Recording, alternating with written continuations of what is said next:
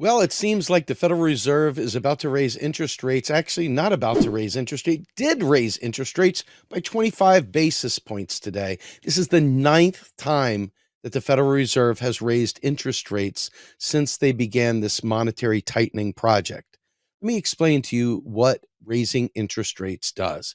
On the surface, what interest rates raising does is purposely make the cost of credit higher with the idea that by making credit higher, it will limit purchases, which will therefore, by extension, create recessionary pressures that will bring down the actual inflation. However, the 2% target that we had previously was based on a lot of understandings that the Fed wasn't going to raise interest rates.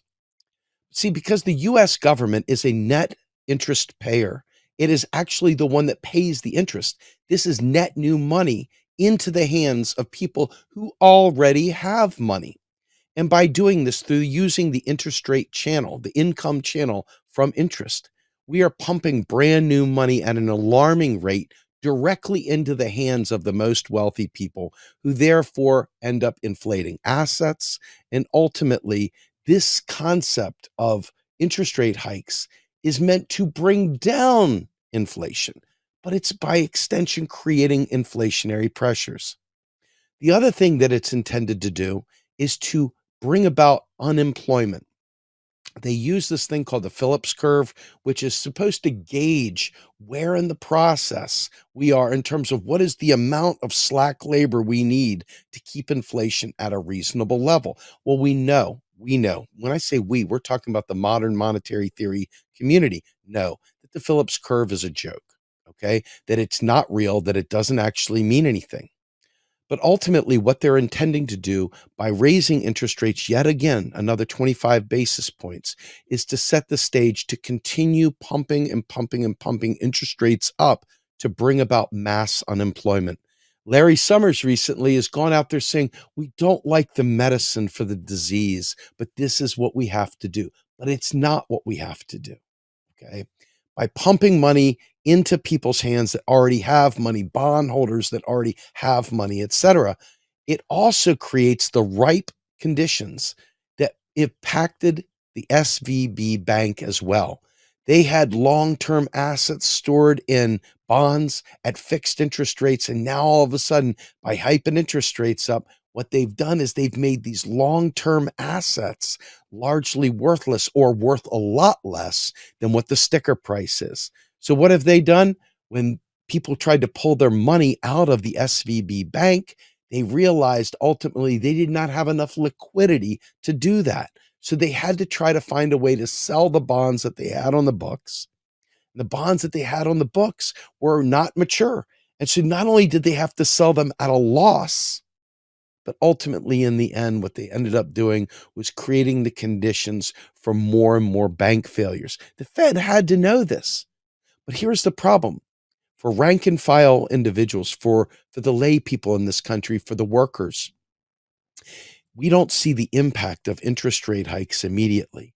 There's a lagging indicator, and that lagging indicator may be seen a year later when all of a sudden the economy starts shriveling up because we pulled too much money out of the economy. We've made the cost of credit too high, and people still buy at the higher rate. By doing this, people lose their disposable income, the cost of goods goes up, and ultimately the layoffs begin. This is a cautionary tale, one that we've seen happen before. We saw it happen in the 70s with Paul Volcker. It's the intention. And Jerome Powell has gone forward and saying, we will do this until we get it back down to 2%.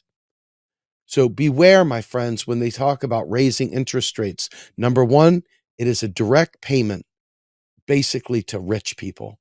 It is literally creating the very nature, the very conditions for trickle-down economics, which we know does not work. It's also creating the conditions for mass layoffs. Now, let me just state for the record that there are some things that just ain't so. Just because we raise interest rates, there isn't necessarily a need for layoffs. Companies are still bringing in record profits. But what it does is it signals to everyone. And then with institutional knowledge, they decide Hey, let's lay people off. Here's an excuse to lay people off.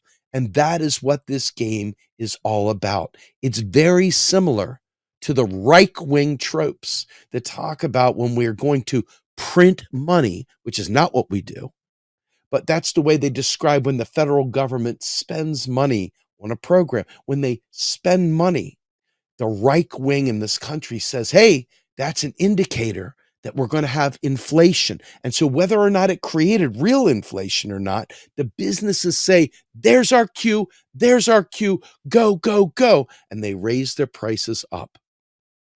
And this is what a large amount of the inflation that they're trying to fight with interest rates is brought on by. Signals brought by the Federal Reserve, brought by Congress, bought by the president, bought by the Treasury Secretary. Okay. These cues that they get are meant to give people instructions, coded instructions. Institutional knowledge means it's beyond debate. So everybody just says, well, what else are you going to do? You got to raise interest rates to stop inflation.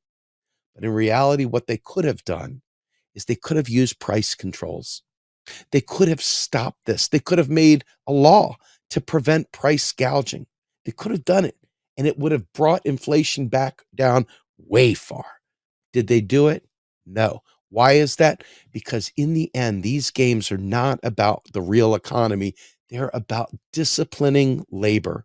They're about ensuring that you and I don't have choices, that we are forced into untenable positions. Because think about it. What are the things that buy bonds? Pension plans, people with money, right? All these folks that want a piece of the pie, piece of the game. And so by having these interest rate hikes, they ensure that the wealthy get wealthy while the poor get poor.